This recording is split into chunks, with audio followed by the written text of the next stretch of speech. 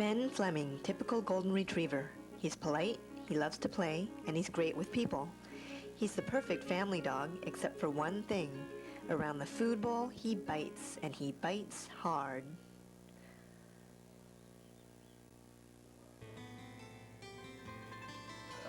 My wife had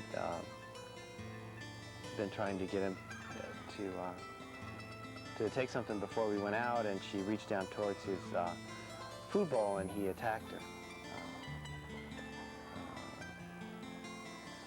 And then after that, we kind of thought back, and there were a couple of other kind of similar incidences that we sort of written off as being, you know, there was some explanation, but this seemed pretty unprovoked. Since we had the 3 kids, and he's a big dog, and we weren't really sure what to do. I think all of the family members were somewhat leery. Just made it uncomfortable. It made us nervous, not only within our family, but when we had other folks come over. We really weren't sure what would happen. A lot of people we talked to afterwards, their initial response was, well, he's just a dog, and just put him to sleep and be done with it. That was a hard thing for us to do. Ben's become a pretty key component of the family. The oldest son was 14, 15, and the dog was pretty important to him as a companion. None of us were really thrilled with the idea of just putting him down. So we thought he deserved at least a chance to see if we could fix the problem, because it seemed so out of the norm for him. Most of the time, he's just a big, goofy dog. There are a number of techniques we can use to counter-condition the food-possessive dog. All of these techniques get to the root of the problem by teaching the dog to feel less possessive about his food. One approach is to have so much food around that the dog no longer views food as a valued resource. This method works best when you have only one dog in the household.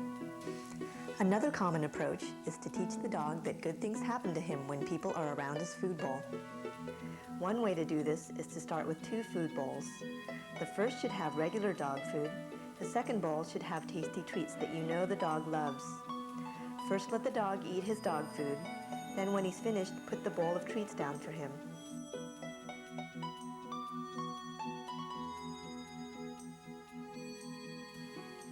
A variation of this method is to drop the tasty treats from the second bowl into the first bowl while the dog is eating. These methods can be successful in just a few days, or they may take up to several months depending on the dog. We tried all of these techniques on Ben, and after 6 months, this is what we got.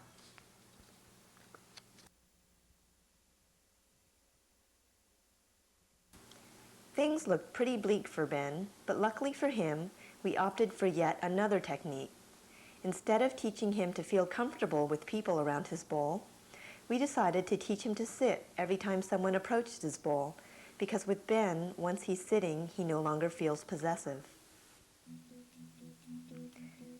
With this technique, you start by giving the dog a bowl containing a small portion of his meal.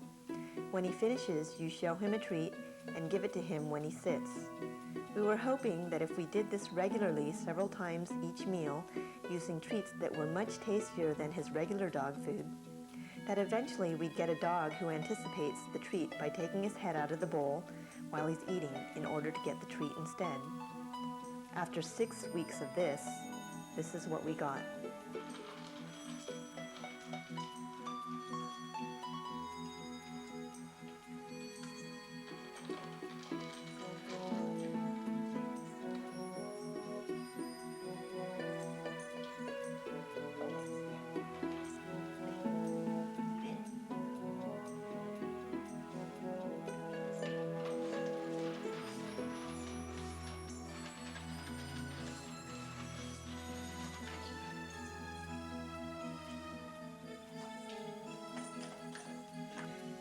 So after 8 months, a number of different techniques, and a lot of patience, Ben was finally safe around the food bowl. When we first started working with him more directly, I was still pretty spooked working with him, and so it was tough. And when we worked with him for a while, it became very clear what could trigger it, and it became very scary when we saw it happen. I think it was really having to move out and spend 6 weeks with Sophia was kind of the last shot. And we're a lot more comfortable with him now. I think we're still a little bit cautious when folks come to visit, but all in all, I think we're pretty comfortable with him. And, happy he could stay.